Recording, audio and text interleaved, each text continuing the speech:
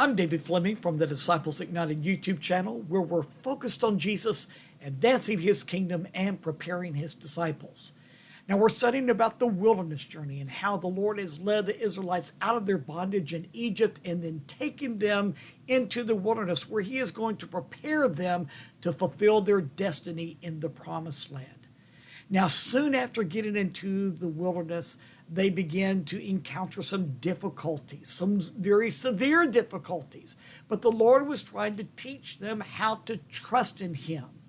Well, after they got into the wilderness and they had already been taught some lessons concerning the need for faith, the Lord leads them into the desert of sin where they begin to run out of food. Now, this really concerned the Israelites, of course.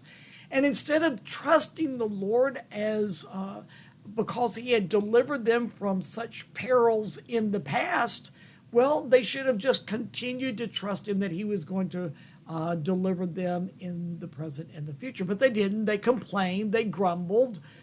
But the Lord was going to meet their needs. That's what he had promised to do. And we read about it in Exodus chapter 16, starting with verse 14. When the dew was gone, thin flakes like frost on the ground appeared on the desert floor.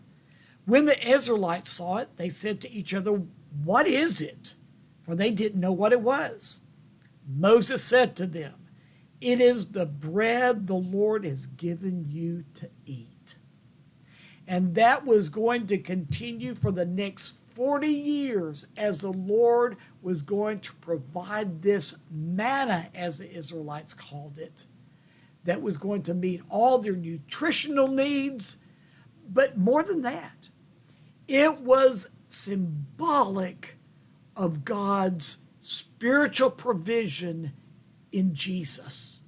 You see, when the Lord was teaching them that he was going to provide for all their needs, he was teaching them more than just physical needs. He was teaching them that he was going to be their source of all their needs, emotional, spiritual, physical, everything.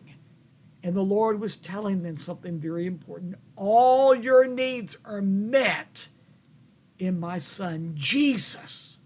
Let me read to you what Jesus said about this. We read about it in the Gospel of John, John chapter 6, starting with verse 32. Listen to this.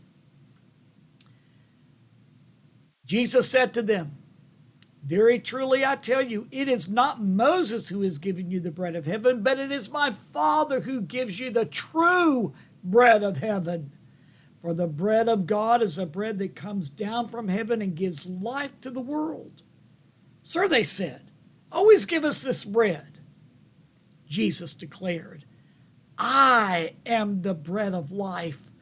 Whoever comes to me will never go hungry, and whoever believes in me will never be thirsty."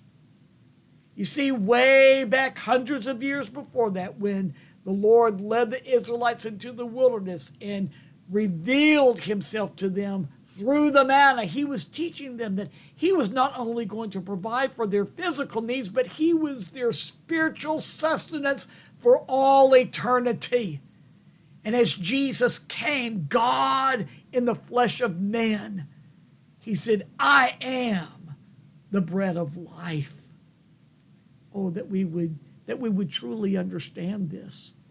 Sometimes people look at Jesus in a religious way and they don't really understand that he is God's provision for us.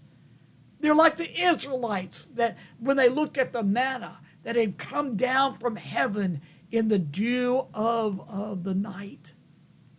They say, "What is it?" Well, some people look at Jesus the same way and they say, "What is it?"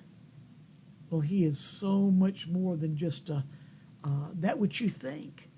He's not just a religious ritual or observance.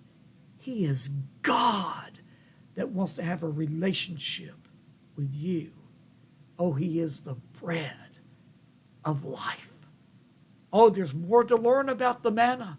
So join me tomorrow and we'll discuss it.